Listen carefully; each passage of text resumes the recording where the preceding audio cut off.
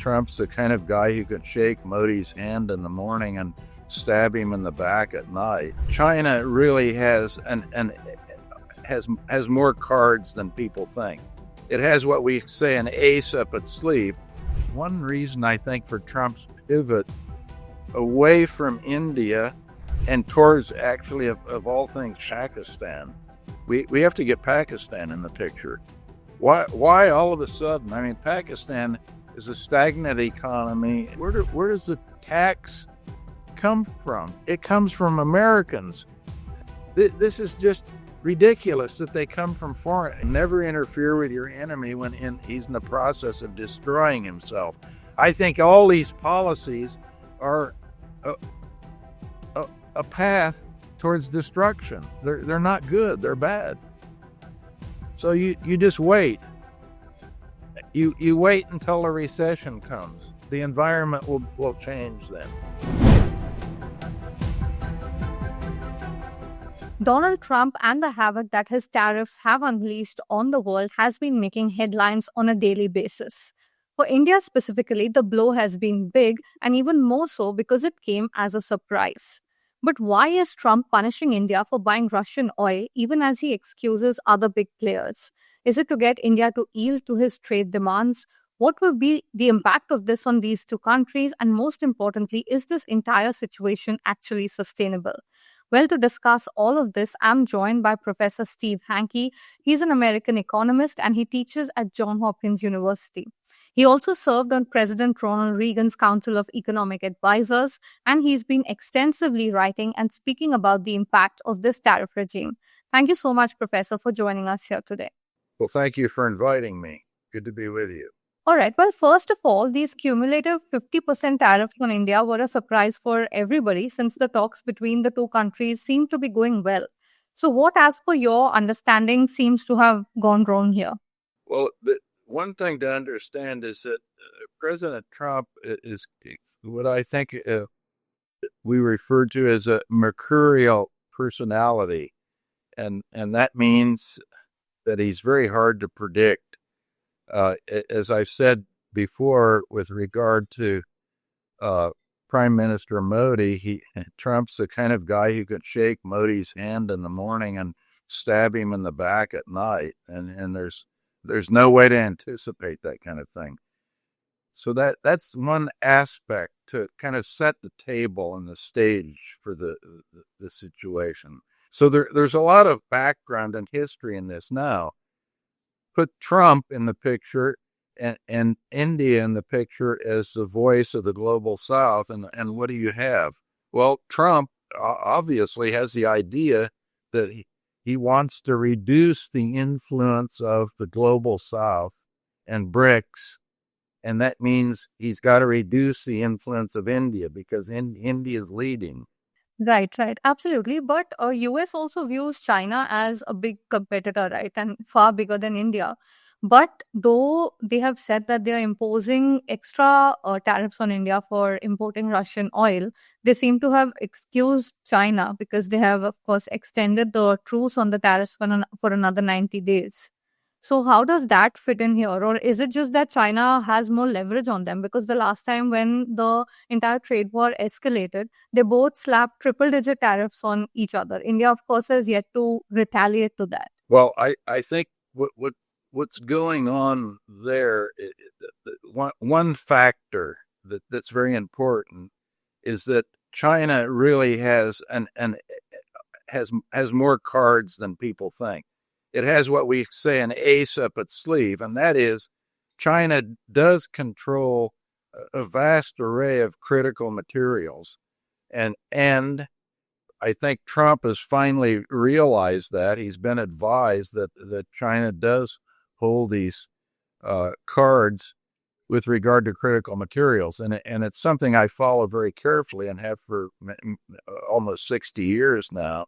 And that is what I call the 3 M's: mining, metallurgy, and material sciences. If you look at those 3 M's, China dominates in the world. They're right up at the top in all 3 of those fields from a theoretical point of view and a practical point of view. So this has been going on actually for quite some time in China. They've had this dominant position. So that's one aspect of the picture. The other aspect, there are other little things going on, and one reason I think for Trump's pivot away from India and towards actually of all things Pakistan, we have to get Pakistan in the picture. Why all of a sudden? I mean, Pakistan is a stagnant economy. It's the the elites in the military who run Pakistan are very corrupt. I just have done recent calculations, and recent calculations show that out of the huge amount of debt that Pakistan has accumulated over the last 20 years, 37% of that money that comes in goes out as capital flight and ends up in Dubai mainly. Now, who takes the money coming in and puts it not in Pakistan, but in Dubai? Well, it's the elites, and it's the military. It's a military-industrial complex. Now, what exactly is going on with regard to Pakistan and the military? Their field marshal has been in the United States 2 times in the last month. And what have they been talking about? They've been talking about the U.S. using air bases in Pakistan. And why are they doing that? Because Pakistan is only a short distance from Tehran, from Iran, and they're getting set up for another attack on Iran, or the potential attack on Iran. So that's an aspect of the pivot. It's a more micro thing, but it happens to be very important. It kind of, shall we say, weakens the position of India in a way, because the air bases are where? They're in Pakistan. Right. Well, this seems to have put a new angle to this entire thing, because till now, I think most people seem to believe that it was because Pakistan nominated President Trump for the Nobel Prize, while India continues to kind of deny his role in the entire conflict. I don't think that has anything to do with it. I think it's all a military operation, and it's all related to Iran. Now, another thing I would like to mention, I think there are actually 3 top flight foreign ministers in the world right now, and one is Lavrov in Russia. The second one is the Chinese foreign minister, and the third one is Jas Hankar in India. And so I think those 3 will be maneuvering in a very professional and studied way to figure out how to react properly to the threats that are being imposed on them, either with direct sanctions. All those 3 countries, by the way, are facing either direct sanctions from the United States or secondary sanctions. All 3. But it turns out you've got the 3 smartest foreign ministers and the most educated and sophisticated in those 3 countries. So I think they'll figure something out.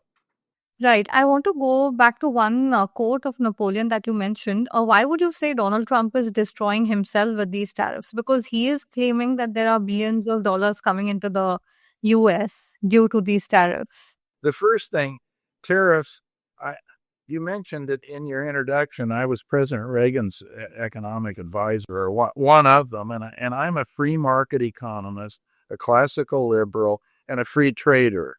I'm against all tariffs, all sanctions, all quotas, all non-tariff barriers, all of those things. I'm for pure free trade.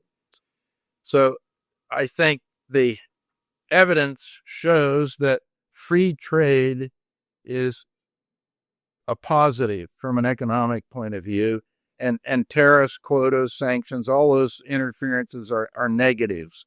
They destroy gains from trade. Trade is mutually beneficial. If you sell me something from India and I import it, you the seller, benefit. Otherwise, you wouldn't sell it to me. And I, the importer, I benefit or I wouldn't buy it. So there are gains from our trade. What the tariffs do is impose a tax that robs or destroys some of those gains from trade. Now, where does the tax come from? It comes from Americans. This is just ridiculous that they come from foreign. Indians don't pay for the tariff. You don't pay when you sell me something, the tariff. I pay when I import from India if there's a tariff.